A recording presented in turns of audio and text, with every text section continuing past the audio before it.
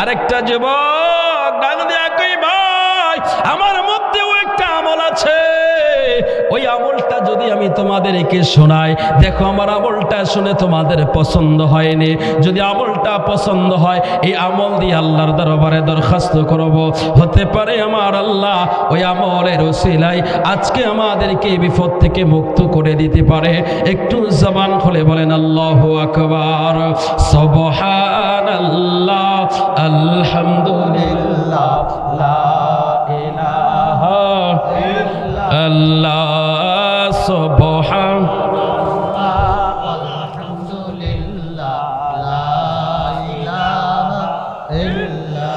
আকাশ জমিনের মালিক তুমি, ধনী দরিদ্র করো তুমি, তুমি পারো হতে সহায়, তুমি পারো হতে সহায়, অকুল সমুদ্র নীল দরিয়ায়, লিল্লাহ লা ইলাহা ইল্লাল্লাহ, সুবহানাল্লাহ, লা ইলাহা। চোখের ঘুম ঘুম ভাবটা দূরে সরাইয়া দেওয়ার জন্য ডাইন হাতটা উঁচু করেন, আমার আল্লাহ নামের একটা ধ্বনি লাগাইয়া দেন, আল্লাহু আকবার। আরো জোরে বলেন আল্লাহু আকবার, বলেন ইয়া রাসূলুল্লাহ। আপনাদের কষ্ট হচ্ছে? আর একটু বলবো, বাকি কথাটা বলবো? যদি বলেন তাহলে বলবো, না হলে আমি ছেড়ে দেব। আলহামদুলিল্লাহ বলেন। আল্লাহ নবী রাহমাতুল লিল আলামিন সাহাবীদেরকে বললেন, রে সাহাবীরা শুনো, এবার 2 নম্বর যুবক ঢাকা দিয়া কয়ে ভাইরা আমার মধ্যেও একটা আমল আছে, আমি আমলটা তোমাদের সামনে পেশ করি, তোমরা শোনো, যদি পছন্দ হয় সে আমলটা দিয়ে আল্লাহর দরবারে দোয়া করো। এবার 2 নম্বর যুবক ঢাকা দিয়া কই ভাইরা শোনো, আমি অনেক সম্পদওয়ালা ছিলাম, অনেক ধনাঢ্য ব্যক্তি ছিলাম, আমার প্রতিবেশী একজন চাচাতো বোন ছিল আমার বড় অসহায়, গরিব, তার গরিবী হালতে জীবন যাপন করত। আমার গরিব চাচাতো বোন একদিন অসহায় কষ্টের ধারণায় পড়ে আমার কাছে আসছিল, আর এসে বলছিল ভাই আমাকে কিছু টাকা ধার দাও। আমি তাকে কিছু টাকা ধার দিয়েছিলাম।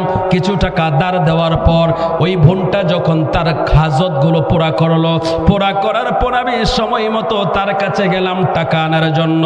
এমন সময় বোনটা ডেকে বলল, ভাই আমি তো টাকা দিতে পারবো না, আমার কাছে কোনো টাকা পয়সা নাই। এমন সময় আমি তাকে কুপ্রস্তাব দিলাম। এই প্রস্তাবটা দেওয়ার পরে তাকে বললাম, যদি টাকা না দিতে পারো তুমি আমার সাথে এই কাজের মধ্যে লিপ্ত হও, আমি তোমাকে টাকা মওকুফ করে দেব। এই কথা বলে আমি আমার চাচাতো বোনকে প্রলোভন দেখি আমি যখন একটা গভীর নীরব নির্জন জায়গায় নিয়ে গেলাম, নিয়ে যাওয়ার পর আমি দেখলাম আমার চাচাতো বোনটা যখন আমি তার সাথে ওই কাজের মধ্যে লিপ্ত হওয়ার জন্য একেবারে প্রস্তুত হয়ে গেলাম, এমন সময় বোনটা ডেকে বলল, ইয়া আখি ইত্তাকুল্লাহ, তুমি আল্লাহকে ভয় করো, আল্লাহকে ভয় করো। একটু জবান খুলে বলেন আল্লাহু আকবার। আমার আল্লাহ কোরআনের মধ্যে বলেন, বিসমিল্লাহির রহমানির রহিম, ওয়ালা তাকরাবুজ জিনা ইন্নাহু কানা ফাহিশাতান ওয়া মাকতা ওয়া সাআ সাবিলা। একটা জবানও বন্ধ রাখেন না, বলেন আল্লাহু আকবার। আমার আল্লাহ পাক রব্বুল আলামিন কোরআনের মধ্যে বলেন, রে দুনিয়ার মানুষ তোমরা জেনার কাছেও যাও না, জেনার কাছেও যাও না, এইটা গর্হিত কাজ, ইন্নাহু কানা ফাহিশা, এই গর্হিত কাজের মধ্যে তোমরা লিপ্ত হয় না, যাও না। শুধু যাইবা তো দূরের কথা, আমার আল্লাহ কোরআনের অপর জায়গায় বলেন, কুল ইন তুখফু মা ফি সুদুরিকুম আও তুবদু, জোরে আওয়াজ করে বলেন আল্লাহু আকবার। আমার আমার আল্লাহ কই বন্ধু আপনার উম্মতদেরকে জানাইয়া দেন, আল্লাহ তাদের অন্তরের মধ্যে যে কথাটা আছে তারা জবান দিয়ে বের করা লাগবে না। এই জবান দিয়ে বের না করলেও আমার আল্লাহ তাদের অন্তরের খবর জানে, অন্তরের কথা শুনে। একটু জবান খুলে বলেন আল্লাহু আকবার। আমার আল্লাহ কোরআনের আরেক জায়গার মধ্যে বলে, কুল্লিল মুমিনিনা ইয়াগুদ্দু মিন আবসারিহিম ওয়া ইয়াহফাযু ফুরুজাহুম যালিকা আযকা লাহুম ইন্নাল্লাহা খাবীরুম বিমা ইয়াসনাউন। আমার আল্লাহ কই কুল্লিল মুমিনিনা, আমার নবীকে আল্লাহ ডেকে বললেন, বন্ধু আপনি মুমিনদেরকে বলে দেন, ইয়াগুদ্দু মিন আবসারিহিম, তারা যেন তাদের চক্ষুকে নিম্নগামী করে, ওয়া ইয়াহফাযু ফুরুজাহুম, এবং তারা যেন তাদের লজ্জাস্থানকে হেফাজত রাখে, যালিকা আযকা লাহুম, এটাই হলো তাদের জন্য উত্তম পবিত্রতা। ইন্নাল্লাহা, নিশ্চয় আমার আল্লাহ, খাবীরুম বিমা ইয়াসনাউন,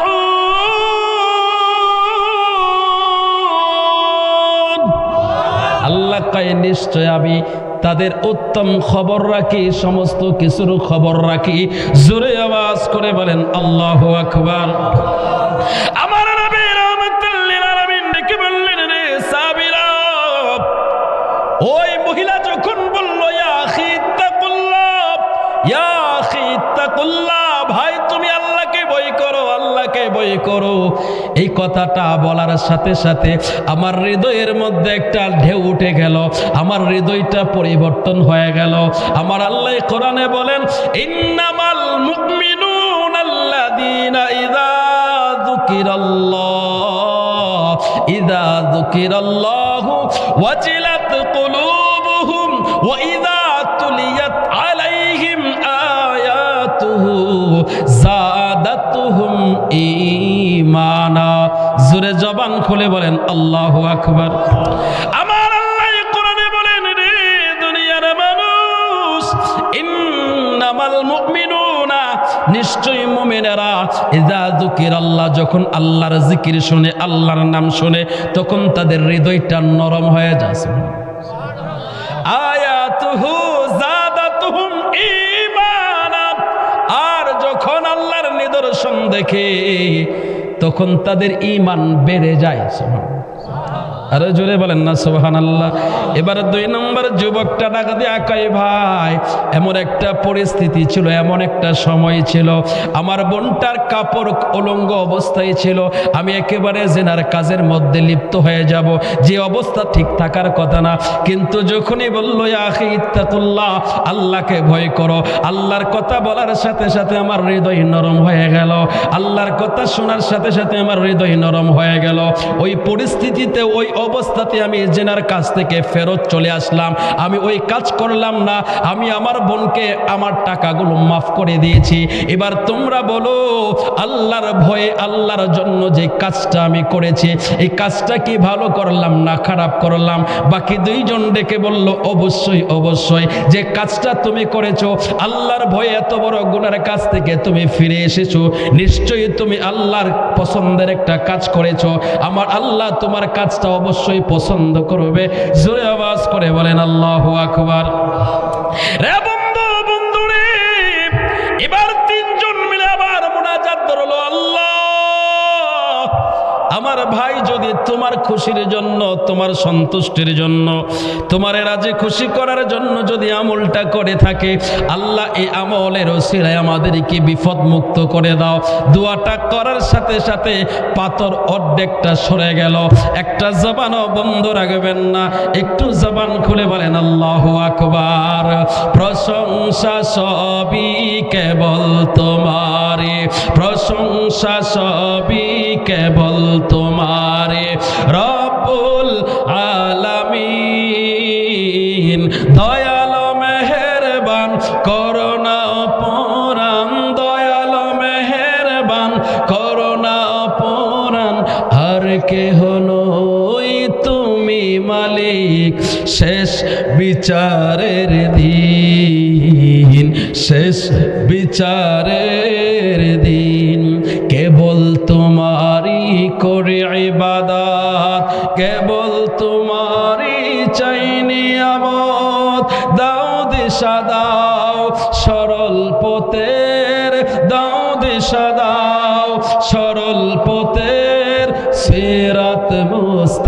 মুস্তাকিম, সিরাত মুস্তাকিম।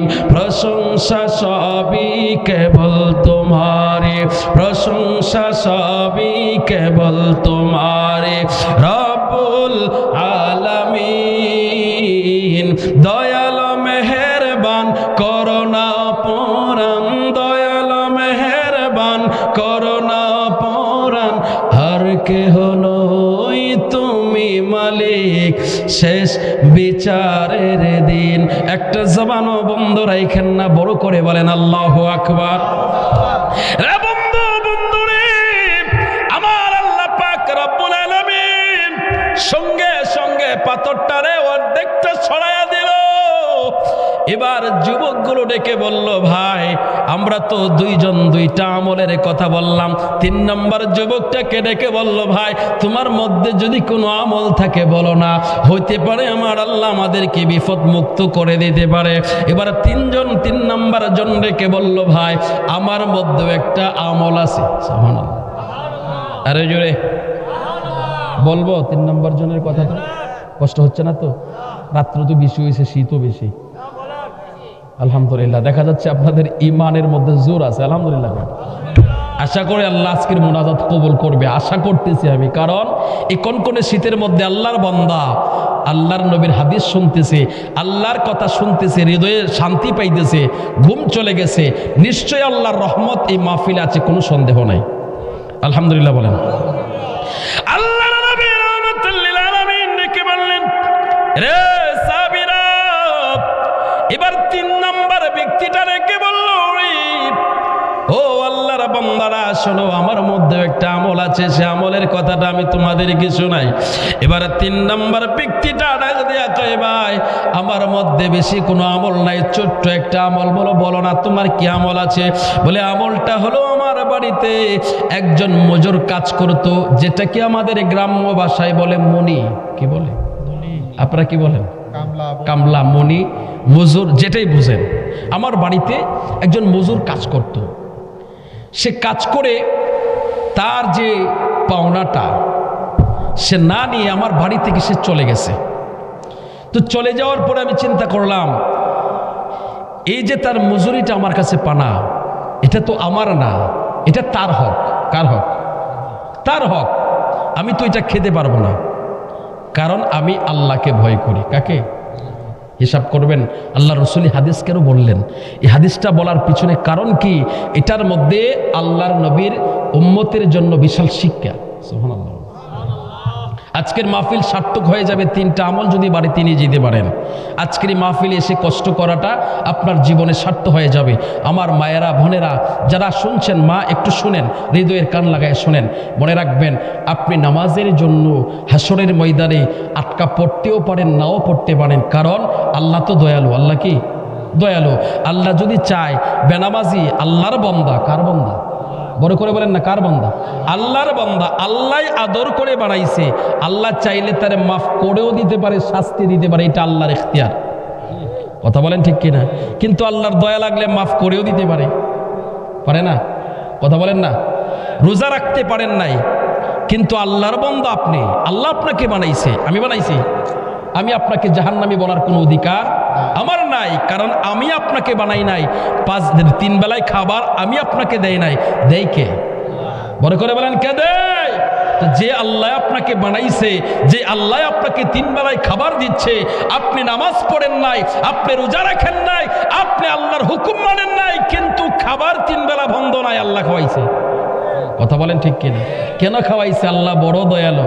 তোমার মতো দয়ার সাগর আর তো কেহ নাই। আল্লাহ তোমার দয়ার সাগর আর তো কেহ নাই।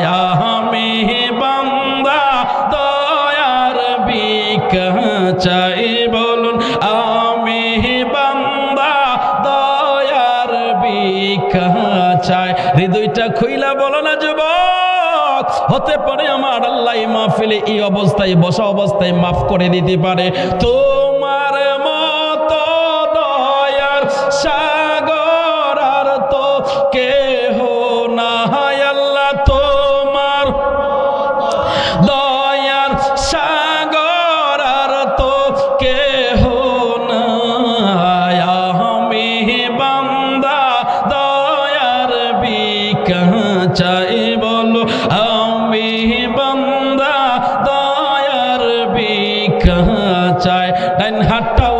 জোরে বলেন আল্লাহু আকবার। রে বন্ধু বন্ধু রে, আমার আল্লাহ পাক রব্বুল আলামিন আপনাকে 3 বেলায় খাবার দিচ্ছে, আপনি নামাজে যাচ্ছেন না, তারপরেও আল্লাহ আপনার উপরে রাগান্বিত হয় না। আমি একটু সহজ করে বলে শুনেন, ফজরের সময় যখন মুয়াজ্জিন আল্লাহু আকবার বলে ডাকে, যখন মুয়াজ্জিন বলে হাইয়া আলাস সালাহ, নামাজের দিকে আসো, নামাজের আহ্বান করে, হাইয়া আলাল ফালাহ, কল্যাণের দিকে আসো, কল্যাণের জন্য ডাকে, কিন্তু আপনি মসজিদে যান নাই, ঘুমায়া থাকেন। আল্লাহর 2 ধরনের ফেরেশতা, এক ধরনের ফেরেশতা হলো রহমতের ফেরেশতা, আরেক ধরনের ফেরেশতা হলো গজবের ফেরেশতা। ওই গজবের ফেরেশতারা ডেকে বলে, আল্লাহ তোমার বান্দাকে তোমার ঘর থেকে মুয়াজ্জিন ডাকলো, তোমার বান্দাই তো মসজিদে গেল না, আল্লাহ তাকে এখনই গজব দিয়ে শেষ করে দেয়। আমার আল্লাহ রহমতের ফেরেশতাকে ডাকা দেয়া কয়, না, এই আমার বান্দা বড় আমার আদরের বান্দা। আরে জোরে বলেন আল্লাহু আকবার। রে বন্ধু বন্ধু রে, আমার আল্লাহ রহমতের ফেরেশতাকে ডেকে বললেন, রে ফেরেশতা, যাও আমার বান্দার মাথার উপরে রহমতের ছায়া ধরে দাও, যাতে গজব যায় আমার বান্দাকে ধ্বংস করতে না পারে। এবার ফেরেশতারা ডেকে বলল, আল্লাহ তোমার বান্দা তো মসজিদে গেল না, নামাজে গেল না। আমার আল্লাহ কয়, আমার বান্দা এখনো যায় নাই, কি হয়েছে, যোহরের সময় যাবে। আরে জোরে বলেন সুবহানাল্লাহ। রে আল্লাহর বান্দা, যোহরের সময় হয়ে গেল কিন্তু মসজিদে যায় নাই, মসজিদে যায় নাই। যোহরের সময় মুয়াজ্জিন ডাকলো হাইয়া আলাস সালাহ বলে, মুয়াজ্জিন ডাকলো হাইয়া আলাল ফালাহ বলে, আল্লাহর বান্দা মসজিদে যায় নাই। এবার ফেরেশতারা রেখে বলে, আল্লাহ তুমি না বলেছো তোমার বান্দা ফজরে যায় নাই কিন্তু যোহরে যাবে, এখন তো যোহরের আজান হয়ে গেল। আমার আল্লাহ রাগা দিয়া কয়, আধা ঘন্টা সময় আছে নামাজের। আরো জোরে বলেন সুবহানাল্লাহ। রে বন্ধু বন্ধু রে, আধা ঘন্টা সময় আছে নামাজের। যখন নামাজের সময় হয়ে গেল, মুয়াজ্জিন যখন দাঁড়ায় আবার যখন আকামত দিতে শুরু করে দিল, ফেরেশতা ডেকে বলে, আল্লাহ আজানের সময় যাই নাই, আকামত হয়ে যাচ্ছে, এখনো তোমার বান্দা মসজিদে হাজিরা দেয় নাই, তোমার ডাকে সাড়া দেয় নাই। আমার আল্লাহ কয়, আমার বান্দা এখন যাইতে পারে নাই, আমার বান্দা আসরে যাবে। আরো জোরে বলেন না সুবহানাল্লাহ। আসরের সময় ফেরেশতা ডেকে বলল, আল্লাহ কই তোমার নাফরমান বান্দা তো আসরও আসে নাই।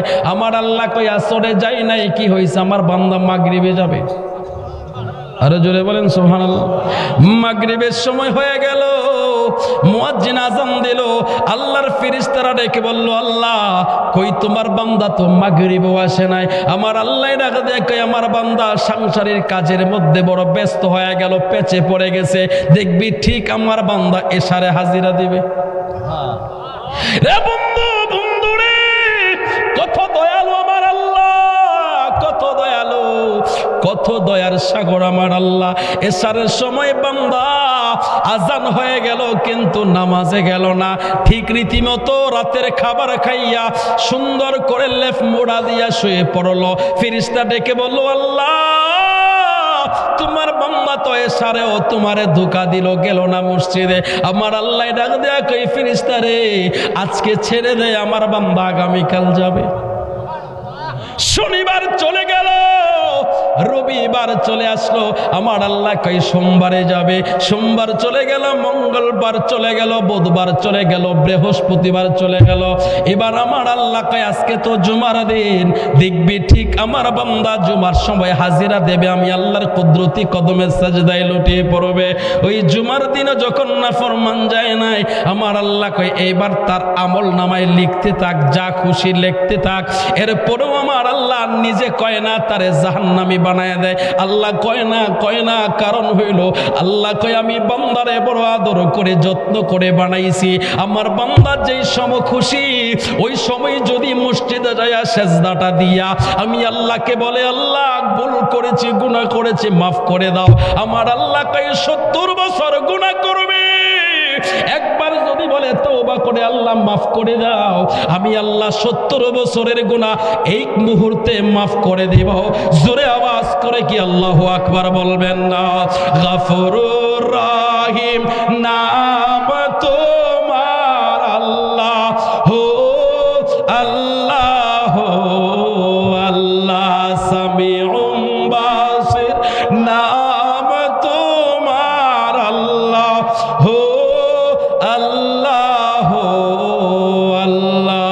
একটা জবানও বন্ধ রাখেন না, বড় করে বলেন আল্লাহু আকবার। রে বন্ধু, বন্ধু রে, আমার আল্লাহ কতটা দয়ালু।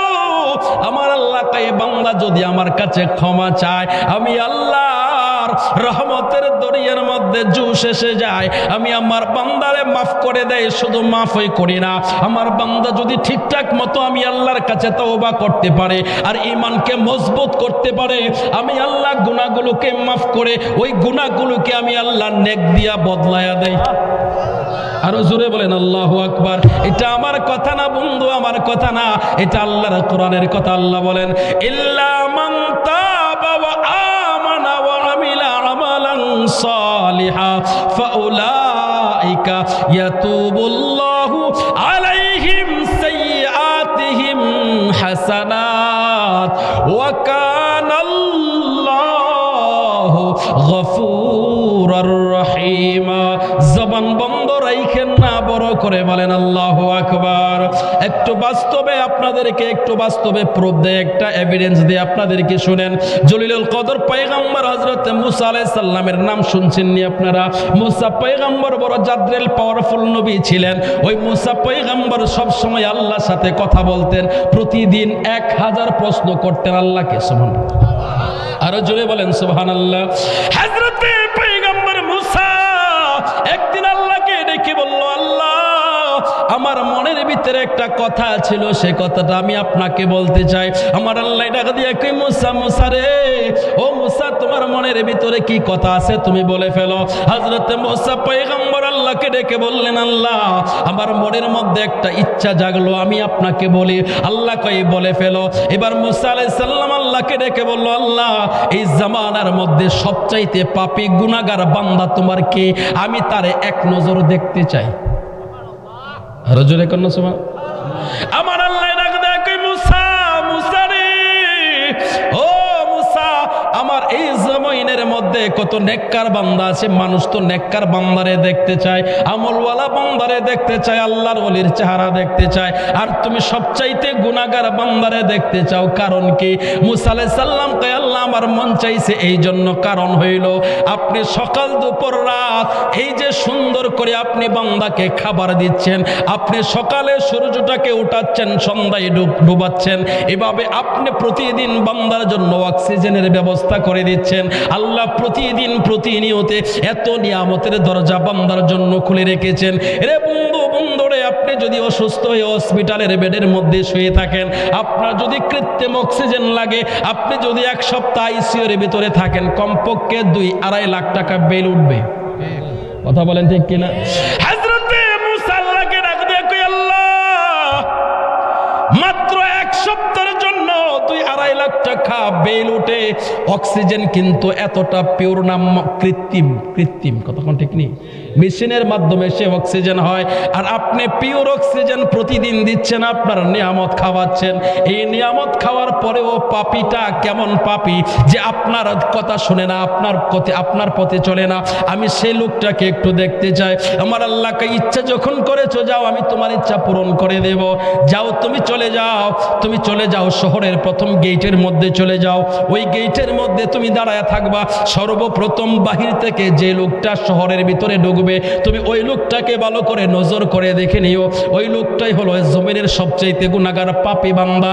এই কথা যখন বলে দিল, পয়গম্বর মুসা হাসতে হাসতে চলে গেল চলে গেল শহরের প্রথম গেটের সামনে। যাইয়া ওখানের মধ্যে দাঁড়ায় রইল। কেমন বান্দাটা জানি আল্লাহর ঢুকে, কেমন লোকটা জানি ঢুকে, সে কত বড় নাফরমান জানি, কেমন জানি লোকটা ঢুকে, এই জন্য দাঁড়ায় রইছে। উনি দীর্ঘ সময় দাঁড়ায় থাকার পরে তিনি তাকায়া দেখলো, সর্বপ্রথম একটা লোক ছোট্ট একটা বাচ্চাকে হাতে ধরে শহরের ভিতরে ঢুকতেছে। আল্লাহকে ডাক দেয় কই, আল্লাহ এটাই নি? আল্লাহ কয় এইটাই। সুবহানাল্লাহ, আরো জোরে বলেন সুবহানাল্লাহ।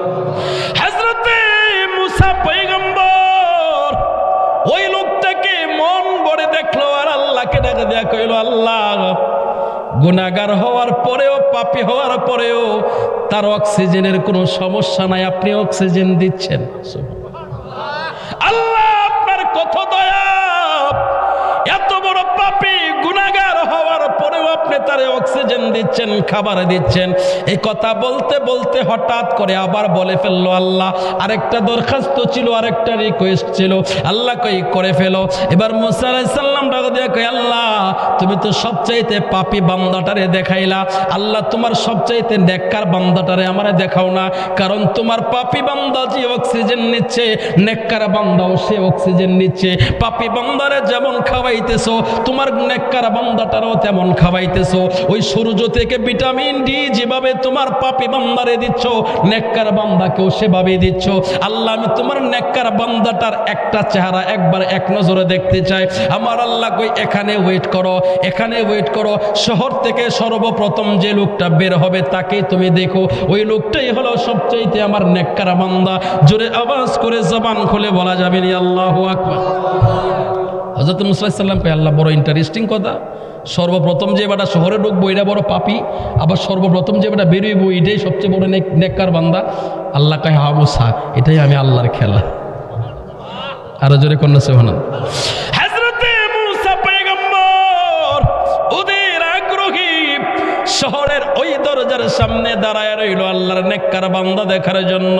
ও বন্ধু, বন্ধুরে গভীর রাত্র হয়ে গেল, আল্লাহর প্রেমে পাগল হয়ে আল্লাহর প্রেম সাগরের মধ্যে হাবুডুবু খেয়ে একটু সময় দরজার সাথে বসেন, হতে পারে আল্লাহর রহমতের দরজাটা আপনার জন্য খুলে যেতে পারে। মুসা আলাইহিস সালাম দাঁড়ায় রইলেন, কে আসে কে আসে। মুসা আলাইহিস সালাম দীর্ঘ সময় দাঁড়ায় থাকার পরে কেউ দেখে আসে না, কেউ শহর থেকে বের হয় না। হঠাৎ করে দেখে যে লোকটা শহর থেকে প্রথমবার ঢুকেছিল, আল্লাহ তারে গুনাহগার বান্দা বলেছিল, সবচাইতে পাপী বান্দা বলেছিল। এবার ওই লোকটাই সর্বপ্রথম শহর থেকে বের হচ্ছে। আরো জোরে কন্যা সুবহানাল্লাহ। হযরতে মুসা পয়গম্বর আল্লাহকে ডাক দিয়ে বলে, আল্লাহ বুঝলাম না, আপনার কথার কোনো হিসাব আমি পাইলাম না। আল্লাহ আপনি সকাল বেলায় বললেন লোকটা বড় পাপী গুনাহগার, এখন বিকাল হলো লোকটা শহর থেকে বের হচ্ছে, এবার আপনি বলছেন এই লোকটাই সবচাইতে নেককার। আমি বুঝলাম না আল্লাহ, কাই বোঝার জন্য তোমাকে বলে শোনাই, একটু শোনো কিভাবে নেককার হলো। বলে আল্লাহ সকালের পাপী বিকালে নেককার কি করে হয়? আল্লাহ কয় আমি তো হইলাম সবচাইতে বড় দয়ালু ক্ষমাশীল। আরো জোরে কন্যা সুবহানাল্লাহ। রে মুসা, মুসা রে, যে পাপী বান্দাটারে তুমি সকাল বেলায় ঢুকতে দেখেছিলা, তার সাথে আর কি ছিল? বলে আল্লাহ তার সাথে ছোট্ট একটা বাচ্চা ছিল। আমার আল্লাহ কই, মুসা তাহলে শোনো কাহিনীটা আমি তোমারে বলি। আল্লাহ কাহিনী বলছে, সুন্দর না অসুন্দর? শুনবেন? বলবো? আমার আল্লাহ রাখ দেখে মুসা, মুসা রে তাহলে গল্পটা শোনো। এখানে একটা ইন্টারেস্টিং স্টোরি আছে। হযরতে মুসা কয়, আল্লাহ আমারে শোনান, আমি শুনতে চাই। এবার আমার আল্লাহ ডাক দেয়, কই মুসা, ও মুসা, লোকটা যখন শহরের ভিতরে ঢুকলো, ঢোকার পরে তার সন্তানটা ডেকে বলল, বাবা এই যে উঁচু উঁচু ইমারত দেখা যায়, বড় বড় বিল্ডিং দেখা যায়, এগুলো তো আমাদের গ্রামে দেখা যায় না, এদের ঘরগুলো মনে হয় বড় শক্ত। ঠিক নেই কথা কর না? সনের ঘর দেখছেন না আপনারা? সনের ঘর থেকে আসছে টিনের ঘর, টিনের ঘর থেকে এখন বিল্ডিং।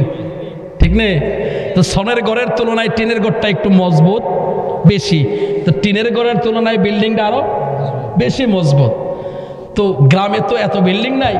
ছেলেটা বলছে, বাবা গ্রামে তো এত বিল্ডিং টিল্ডিং নাই, এই যে ঘরগুলো বড় মজবুত মনে হয়, গ্রামে তুফান আসলে তো সনের ঘরটা ওরায়া নিয়ে যায়, কিন্তু বিল্ডিং তো নিতে পারবে না, তাহলে বিল্ডিং বড় শক্তিশালী। ঠিক না? এবার সন্তানটা ডেকে বললো, বাবা তাহলে বিল্ডিংগুলো বড় অনেক শক্তিশালী? বলে হ্যাঁ অনেক শক্তিশালী। বলে বাবা এই বিল্ডিং থেকে আরো কিছু শক্তিশালী আছে? ছোট বাচ্চা তো বাবাকে প্রশ্ন করছে, বাবা এই বিল্ডিং থেকে কি আরো শক্তিশালী আছে? বলে হ্যাঁ আছে। বলে সেটা কি? বলে সেটা হচ্ছে পাহাড়।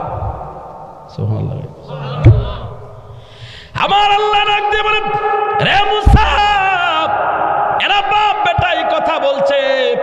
সন্তান বাবারে প্রশ্ন করছে, বাবা প্রশ্নের জবাব দিচ্ছে। সন্তানটা ডেকে বলল, বাবা বিল্ডিং থেকে শক্তিশালী পাহাড়, তার কারণ হলো পাহাড় আরো মজবুত। এবার সন্তানটা ডেকে বলল, বাবা তাহলে পাহাড় থেকে মজবুত কি আছে? এবার সন্তানের জবাবে এবার বাবা ডেকে বলল, সন্তান শোনো, এই পাহাড় থেকে মজবুত এই সাগর, যে সাগরের পানি সবকিছু তলিয়ে দেয়। সুবহানাল্লাহ। আরো জোরে বলেন না? এবার সাগরের পানি সবকিছু তলিয়ে দেয়। এবার সন্তানটা ডেকে বলল, বাবা এই সাগরের পানি থেকে শক্তিশালী কি আছে?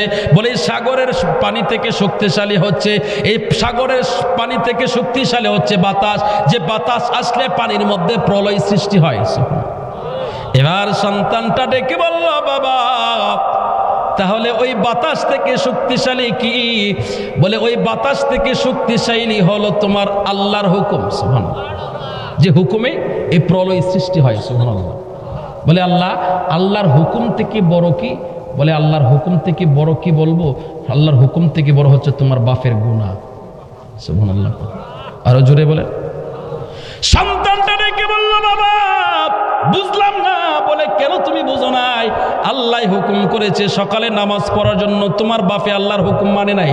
আমার আল্লাহ বলেছে জোহরের সময় নামাজ পড়ার জন্য, তোমার আল্লাহ হুকুম, আর বাপের আল্লাহ হুকুম করছে, কিন্তু তোমার বাবাই আল্লাহর হুকুম মানে নাই। তোমার বাবারে আল্লাহ হুকুম করেছে হালাল খাবারের জন্য, তোমার বাবাই মানে নাই। আল্লাহ যত হুকুম করেছে তোমার বাবা একটা হুকুমও মানে নাই। তার মানে হলো তোমার আব্বার অপরাধ গুনাহ হচ্ছে সবচাইতে বড়। এবার সন্তানটা ডেকে বলল, বাবা বুঝতে পেরেছি, তাহলে আপনি সবচাইতে বড় পাপী গুনাহগার। বলে হ্যাঁ, আমি সবচাইতে বড় পাপী গুনাহগার। এবার সন্তানটা রেখে বলল, বাবা তাহলে তোমার গুনাহ থেকে আরো কোনো কিছু বড় আছে কিনা বলো। এবার বাবা দুইটা চোখের পানি ছেড়ে দিয়া সন্তানটারে ডাক দেখাই, বাবা শোনো, তোমার বাবার গুনাহ থেকে আরো বড় একটা জিনিস আছে, সেই জিনিসটা হলো তোমার আল্লাহর ক্ষমা। একটু জোরে জবান খুলে বলেন আল্লাহু আকবার। তোমার বাপের গুনাহ চেয়েও বড় শক্তিশালী, সেটা হচ্ছে আমার আল্লাহর দয়া, ক্ষমা। সুবহানাল্লাহ। আরে জোরে বলেন সুবহানাল্লাহ। আল্লাহ কই মুসা, এরা যখন কথা বলতেছিল, এই লোকটা যখনই বলল যে তোমার বাপের গুনাহ চেয়ে আল্লাহর দয়া সবচেয়ে বড়, এই কথা বলার সাথে সাথে তার চোখ দিয়ে পানি আসছে, আর মনে মনে তওবা করে নিল, আল্লাহ আমি আজকের পর থেকে আর গুনাহ করব না। আরে জোরে বলেন সুবহানাল্লাহ। তওবা করে নিল, তওবা করার সাথে সাথে আমি আল্লাহ তার জীবনের সমস্ত গুনাহ মাফ করে দিলাম। শুধু তওবাই করে নাই রে মুসা, এরপরে সে কি করলো? নিয়ত করছে, আল্লাহ আজকের পর থেকে আমি নিয়ত করলাম আমি এই জিন্দেগিতে কোনোদিন আর গুনার কাজ করব না। আল্লাহকে আমি ওয়াদা দিয়েছি, ইল্লা মান তাবা ওয়া আমানা ওয়া আমিলা আমালান সালিহা। আল্লাহ কই যারা তওবা করে এবং ঈমানটাকে মজবুত করে, ওয়া আমিলা আমালান সালিহা, ধারাবাহিকভাবে যখন নেক কাজগুলো শুরু করে দেয়, ফাউলাইকা ইয়াতুবুল্লাহু আলাইহিম সাইয়্যাতিহিম হাসানাত। আল্লাহ কই তার সমস্ত জীবনের গুনাহগুলো আমি আল্লাহ নেক দিয়া বদলায়া দেয়। একটা জবান বন্ধ রাখা যাবে না। জোরে আওয়াজ করে বলেন আল্লাহু আকবার। তুমি ডুবায় বা সাইতে পারো, বাসাইলে কি নার দাও কারো, রাখো মারো হাত মারো, তাইতে তোমায় ডাকি আমি এলাহি আলা মিন গয়াল্লাহ বাদশাহ আলম ফানা তুমি এলাহি আলা মিন গয়াল্লাহ বাদশাহ আলম ফানা তুমি। নূহ নামের এক নবীরে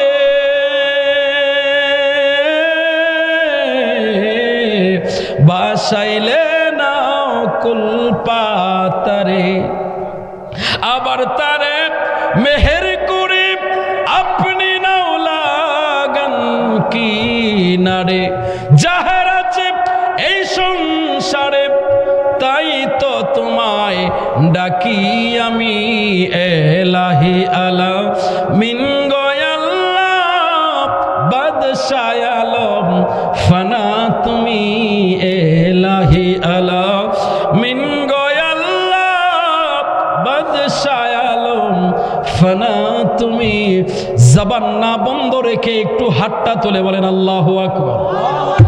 সকালবেলার পাপীটাকে আল্লাহ বিকালবেলায় মাফ করে দিয়েছে। ও আমার ইমানদার ভাই, ও আমার মায়েরা বোনেরা যারা মাইকের আওয়াজ শুনছো, মা আজকের পর থেকে নিজেদের জীবনের সমস্ত গুনার জন্য তওবা করে নাও, ইমানকে মজবুত করে নাও। আল্লাহ বাকি জীবনে আর গুনাহ করব না, নেক কাজ করব। আমার আল্লাহ বাকি পূর্বের জীবনের গুনাহগুলোকে নেক দিয়ে বদলাইয়ে দেবে। আরে জোরে বলেন সুবহানাল্লাহ। তো সে আল্লাহ বড় দয়ালু, বড় মেহেরবান আল্লাহ, যে আল্লাহ সকাল বিকাল দুপুর আপনাকে খাবার দিচ্ছে, অক্সিজেন দিচ্ছে, কোনো কিছুর অভাব নাই। কিন্তু অভাব শুধু আল্লাহর হুকুমের বেলায়। আল্লাহ হুকুম করে যেটা, সেটা আমরা শুনতে চাই না। আজকে এখানে ওয়াজ মাহফিল না দিয়ে যদি এখানে ডান্স ক্লাব দিত বা এখানে গানের একটা মঞ্চ সাজাইতো, মানুষের কোনো অভাব হইতো না। কথা বলেন ঠিক কিনা? কিন্তু নেক কাজের দিকে মানুষ দাবিত হতে চাচ্ছে না, কারণ শয়তান কলবের মধ্যে বসে বাসা বেঁধে ফেলেছে। কথা বলেন ঠিক কিনা? তো যে কথাটা বলতেছিলাম, আল্লাহর রাসূল বলেন, সাবি শোনো, 3 নাম্বার ব্যক্তিটা বলে, ভাই আমার বাড়িতে যে লোকটা কাজ করতো, আমি আল্লাহকে ভয় করেছিলাম। মনে আছে আপনাদের? এই কথাটা বলে আজকের ওয়াজ শেষ। তো এবার তিনি বলছেন, ভাই আমার বাড়িতে যে লোকটা কাজ করতো, ওই লোকটা আমার কাছে যে টাকাটা পাইতো, আমি চিন্তা করলাম এই টাকাটা আমার না, এটা আমি খেতে পারবো না। আমি যে কথা থেকে আপনাদেরকে বোঝাইতে চাইছিলাম, নামাজের জন্য আল্লাহ আটকাইবে না, রোজার জন্য আটকাইবে না, হজ যাকাতের জন্য আটকাইবে না, আল্লাহ মাফ করে দিতে পারে। কিন্তু আপনি যদি অন্যের হক মেরে খেয়ে থাকেন, এটা আল্লাহ মাফ করবে না যতক্ষণ পর্যন্ত ওই ব্যক্তি আপনাকে মাফ না করবে। এই জন্য খুব সাবধান, খুব সাবধান। তো এবার ওই ব্যক্তি বলছে, ভাই আমার কাছে যে টাকাটা পাইতো, আমি চিন্তা করলাম টাকাটা আমার না, আর টাকাটা আমার কাছে ফালাইয়া রেখে কি লাভ, আমার তো অনেকগুলো ভেড়া বকরি আছে, আমি তার টাকা দিয়া, ওই টাকাটা দিয়ে একটা বকরি কিনে আমার বকরির সাথে আমি রেখে দিলাম, যখন সে আসবে আমি তাকে বকরিটা দিয়ে দেব। সুবহানাল্লাহ। আল্লাহর নবী বলেন, রে সাহাবীরা শুনো, ওই লোকটা বকরিটা যখন পালন করতে শুরু হয়ে গেল, বছরটা যখন ঘুরে আসলো, ওই বকরিটা থেকে আবার বাচ্চা ফুটলো। কি ফুটলো? এটা তো স্বাভাবিক, ন্যাচারাল সিস্টেম না? তো একটা বকরি থেকে বাচ্চা ফুটবে, এটাই তো সিস্টেম। তো বকরিটা বাচ্চা দিল, এই বাচ্চাগুলো ধরেন প্রায় 4-5টা বাচ্চা দিল। ওই বাচ্চাগুলো আরও 1 বছর যখন সে পাললো, কয়েক বছর যাওয়ার পরে তার একটা বকরি থেকে অনেকগুলো বকরি হয়ে গেল। সুবহানাল্লাহ বলেন। অনেক বছর পর ওই লোকটা আবার বেক করে আসলো, আসার পরে মালিকের কাছে এসে বলছে, মনিব আমি আপনার বাড়িতে কাজ করেছিলাম, 1 রোজ কাজ করেছিলাম, আপনার বাড়িতে যে কাজ করেছি সে কাজের টাকাটা আমি নিতে মনে নাই, আমি এখন বড় বিপদে আছি, আমি বড় ক্ষুধার্ত দারিদ্র অবস্থায় দিন কাটাচ্ছি।